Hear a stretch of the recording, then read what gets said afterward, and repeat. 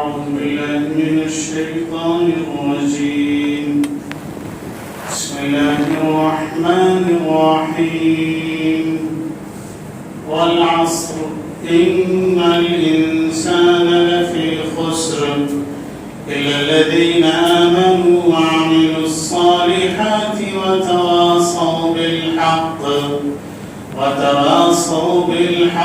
وتواصوا بالصبر صدق الله العظيم. سورہ عصر کی تلاوت آپ کے سامنے کی گئی. یہ سورت بہت ہی مختصر سورت ہے. قرآن کریم کی سب سے چھوٹی سورت سورۃ کوثر ہے انا اعطینا، اور اس کے بعد دوسرے نمبر پہ سب سے چھوٹی سورت سورہ والعصر. یہ آیت سائز کے اعتبار سے بہت ہی مختصر، بہت ہی چھوٹی ہے، لیکن اپنے مفہوم کے اعتبار سے اور اپنے پیغام کے اعتبار سے بہت ہی جامع سورت ہے. اس سورت کے بارے میں حضرت امام شافعی رحمۃ اللہ علیہ کا قول ہے کہ اگر صرف یہ سورت نازل ہوتی تو انسان کی ہدایت کے لیے کافی ہوتی. صحابہ کرام کا معمول تھا کہ جب وہ ایک دوسرے سے ملتے تھے تو رخصت ہونے کے وقت سورہ عصر ایک دوسرے کو سنایا کرتے تھے. اس سے معلوم ہوتا ہے کہ یہ سورت کتنی اہم ہے اور اس کے اندر کتنا پیغام انسانوں کے لیے پوشیدہ ہے. اس کا ترجمہ یہ ہے کہ زمانے کی قسم سارے انسان گھاٹے میں ہیں سوائے ان لوگوں کے جو اللہ پر ایمان لائے، نیک عمل کیے اور ایک دوسرے کو حق کی تاکید کی اور ایک دوسرے کو صبر کی وصیت کی. اللہ پاک و تعالی اس سورت کے اندر فرماتا ہے کہ دنیا کے جتنے بھی انسان ہیں وہ سب گھاٹے میں ہیں، وہ سب خسارے میں، لیکن جن کے اندر چار چیزیں پائی جاتی ہیں، چار باتیں پائی جاتی ہیں، چار شرطیں پائی جاتی ہیں، وہ اس نقصان سے محفوظ ہیں، وہ اس نقصان سے بچے ہوئے ہیں. پہلی چیز ہے اللہ تبارک و تعالیٰ پر ایمان لانا، اور دوسری چیز ہے نیک عمل کرنا، اور تیسری چیز ہے ایک دوسرے کو حق کی تاکید کرنا، حق کی وصیت کرنا، اور چوتھی چیز ہے ایک دوسرے کو صبر کی وصیت کرنا. اس دنیا میں جتنے بھی انسان ہیں وہ سب زندگی کو سروائیو کرنے کے لیے بھاگ دوڑ کرتے ہیں، محنت کرتے ہیں، کوشش کرتے ہیں، اور ہر انسان کے نزدیک کامیابی کا ایک پیمانہ ہے، کامیابی کا ایک معیار ہے، ایک پیرامیٹر ہے. کوئی دولت کو کامیابی سمجھتا ہے، کوئی شہرت کو کامیابی سمجھتا ہے، کوئی عزت کو کامیابی سمجھتا ہے، کوئی حکومت کو کامیابی سمجھتا ہے، کوئی عہدہ اور منصب کو کامیابی سمجھتا ہے، کوئی کسی اور چیز کو کامیابی سمجھتا ہے. لیکن اس سورت کے اندر اللہ و تعالیٰ اعلان کرتا ہے کامیابی کے لیے چار چیزیں ضروری ہیں، جس کے اندر یہ چار باتیں پائی جائیں گی: ایمان، عمل صالح، اور ایک دوسرے کو حق کی تاکید اور ایک دوسرے کو صبر کی تاکید، تو کامیاب ہوگا. ایک انسان جس کے پاس کھانے کے لیے کچھ بھی نہیں، پہننے کے لیے اس کے پاس کوئی کپڑا نہیں، سر چھپانے کے لیے اس کے پاس کوئی مکان نہیں، لیکن اگر اس کے اندر ایمان ہے اور عمل صالح ہے تو وہ دنیا کا کامیاب ترین انسان ہے. اور ایک شخص جس کے پاس دنیا کی ساری دولت، اس کے پاس فرعون کی طرح حکومت، اس کے پاس قارون کی طرح دولت، لیکن اگر اس کے پاس ایمان نہیں ہے اور نیک عمل نہیں ہے تو وہ دنیا کا سب سے ناکام اور سب سے نامراد انسان ہے. یہ اس سورت کا اصل پیغام ہے. اللہ تعالیٰ فرماتا ہے نہیں، زمانے کی قسم. اللہ تعالیٰ قسم سے اپنی بات شروع کر رہا ہے.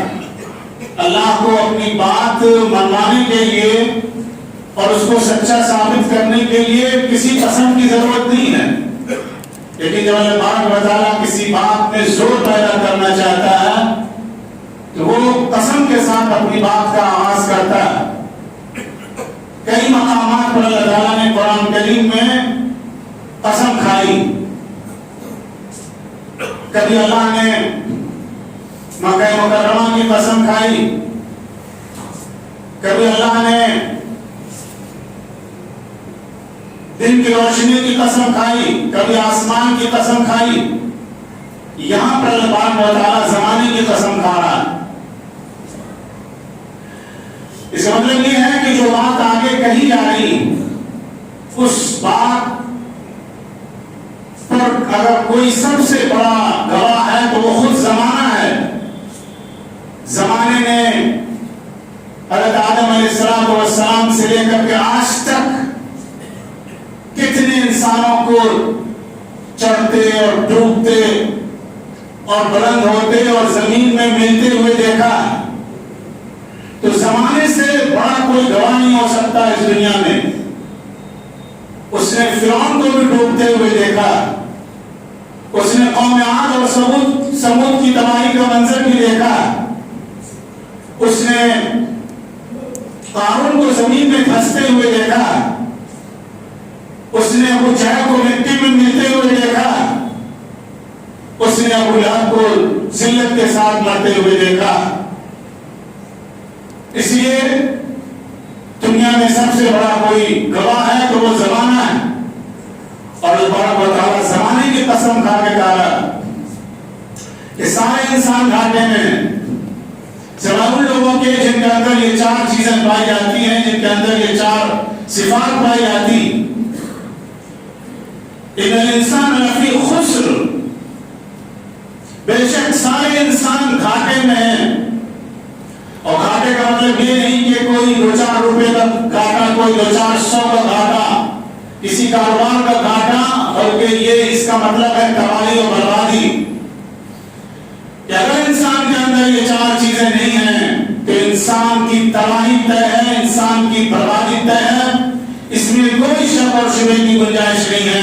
دنیا کی تاریخ پر اس پر گواہ ہے اور خود زمانہ اس پر گواہ ہے. قرآن اس کی گواہی دیتا ہے کہ سارے انسان گھاٹے میں ہیں، سارے انسان نقصان اٹھانے والے ہیں. الذین آمنوا وعملوا الصالحات، لیکن اس نقصان سے وہ لوگ بچے ہوئے ہیں جو اللہ پر ایمان لاتے ہیں اور نیک عمل کرتے ہیں. ایمان کا مطلب کیا ہے؟ اللہ کی ذات پر ایمان لانا، رسول جو کچھ لے کر گیا ہے اس پر ایمان لانا، قیامت پر ایمان لانا، حساب کتاب پر ایمان لانا، جنت اور جہنم پر ایمان لانا. ہم جو کچھ کر رہے ہیں اس کا حساب ہم کو دینا، اس بات پر ایمان لانا. یہ ایمان کا حصہ ہے، اس کے بغیر ایمان مکمل نہیں ہوگا. تو کامیابی کے لیے پہلی شرط یہ ہے کہ ایمان لایا جائے، زبان سے ایمان کا اقرار کیا جائے اور دل سے اس کو تسلیم کیا جائے. اگر کوئی زبان سے کہتا ہے لیکن دل اس کا مطمئن نہیں ہے ایمان کی جو جزئیات ہیں ان کے اوپر، تو وہ ایمان معتبر نہیں. اور صرف ایمان لانا بھی کافی نہیں ہے. آگے فرمایا کہ الذین آمنوا وعملوا الصالحات، جو لوگ ایمان لاتے ہیں اور اس کے بعد نیک عمل کرتے ہیں. بہت سے لوگ یہ سمجھتے ہیں کہ صرف ایمان لانے سے ہمارا کام چل جائے گا، ہماری بخشش ہو جائے گی، ہماری مغفرت ہو جائے گی. اور اسی وجہ سے بہت سے لوگ عمل نہیں کرتے. وہ نماز نہیں پڑھتے، وہ روزہ نہیں رکھتے، وہ زکات نہیں دیتے، وہ اور دوسرے ارکان ادا نہیں کرتے ہیں. وہ سمجھتے ہیں کہ ہم مسلمان ہیں، ہم مانتے ہیں کہ ہم مسلمان ہیں اور ہماری بخشش کے لیے اور ہماری مغفرت کے لیے بس اتنا کافی. یہ کافی نہیں ہے. قرآن کہتا ہے الذین آمنوا وعملوا الصالحات، جو لوگ اللہ پر ایمان لاتے ہیں اور ایمان کے تقاضے پر عمل کرتے ہیں، یعنی نیک عمل کرتے ہیں. ایمان کا مطلب ہے کہ کوئی چیز آپ کے دل میں بیٹھ جائے، کوئی یقین آپ کے دل میں بیٹھ جائے. تو انسان کے دل میں جب کسی چیز کا یقین ہو جاتا ہے تو پھر وہ عمل کرنے کے لیے مجبور ہوتا ہے. ایمان اس کو آمادہ کرتا ہے، ایمان اس کو موٹیویٹ کرتا ہے. آپ کو معلوم ہے کہ آگ کو اگر ہم چھوئیں گے تو ہمارا ہاتھ جل جائے گا، تو آپ آگ کو ہاتھ نہیں لگاتے ہیں. آپ کو معلوم ہے کہ اگر ہم پانی میں جائیں گے تو ہم ڈوب جائیں گے، تو آپ پانی میں نہیں جاتے ہیں. آپ کا جو یقین ہے وہ اس یقین آپ کو اس سے روکتا ہے. اسی طرح انسان کے اندر جب ایمان پختہ ہو جاتا ہے تو اس کا ایمان عمل کرنے کے لیے اس کو بھارتا ہے، عمل کرنے کے لیے اس کو آمادہ کرتا ہے. فرمایا گیا کہ جو لوگ اللہ پر ایمان لاتے ہیں اور نیک عمل کرتے ہیں، تو پہلی شرط ہے ایمان لانا اور دوسری شرط ہے نیک عمل کرنا. کامیابی کے لیے دوسری شرط نیک عمل کرنا ہے. اور آگے فرمایا گیا وَتَوَاصَوْا بِالْحَقِّ وَتَوَاصَوْا بِالصَّبْرِ. تیسری بات ایک دوسرے کو حق کی تاکید کرتے ہیں. یعنی انسان جس چیز پر ایمان لے آتا ہے، جو یقین اس کے دل میں بیٹھ جاتا ہے، پھر وہ اس پر عمل کرتا ہے، اس کے مطابق زندگی گزارتا ہے، اور پھر وہ اسی پر اکتفا نہیں کرتا، وہ اسی پر خاموش نہیں بیٹھتا، بلکہ وہ ایک دوسرے کو بھی اس کی تبلیغ کرتا ہے، اس کی تاکید کرتا ہے اور ایک دوسرے کو حق کا پیغام پہنچاتا ہے. اپنے رشتہ داروں کو، اپنے خاندان والوں کو، اپنے محلے والوں کو، اور سب سے بڑھ کر اپنے ایمانی اور دینی بھائیوں کو. ایک مسلمان کے کامیاب ہونے کے لیے صرف یہ کافی نہیں ہے کہ وہ ایمان لائے، نیک عمل کرے. اس کے لیے یہ بھی ضروری ہے کہ وہ اس پیغام کو دوسروں تک پہنچائے کہ بھائی کامیابی ایمان میں ہے اور کامیابی نیک عمل کرنے میں ہے. ہر مسلمان کو اپنے دائرے میں اپنی حیثیت کے مطابق مبلغ ہونا ضروری ہے، داعی ہونا ضروری ہے، اور جہاں اس کا اختیار چلتا ہے وہاں اس کے لیے ضروری ہے کہ وہ اپنے ماتحتوں کو اس پر عمل کرنے کے لیے آمادہ کرے. ہر انسان کا ایک دائرہ ہوتا ہے جہاں اس کی حکومت چلتی. کوئی گھر کا مالک ہے تو گھر کے تمام لوگ اس کے ماتحت ہیں، وہاں اس کی ذمہ داری ہے کہ اپنے ماتحتوں کو حق کی طرف دعوت دے، صحیح راستے پر چلانے کی کوشش کرے. یہ اس کی ذمہ داری ہے. اگر کوئی باپ ہے تو بیٹا اس کی بات مانتا ہے، بیٹے پر اس کا اختیار ہے، تو بیٹے کو وہ صحیح راستے پر لانے کی کوشش کرے. اگر کوئی شوہر ہے تو بیوی اس کے ماتحت ہے، بیوی کو صحیح راستے پر لانے کی کوشش کرے. یہ اس کی ذمہ داری ہے.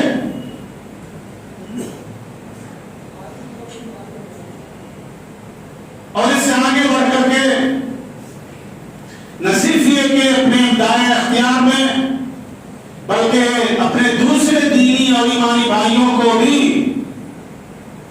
حق کی طرف بلانے کی وہ کوشش کرتا ہے.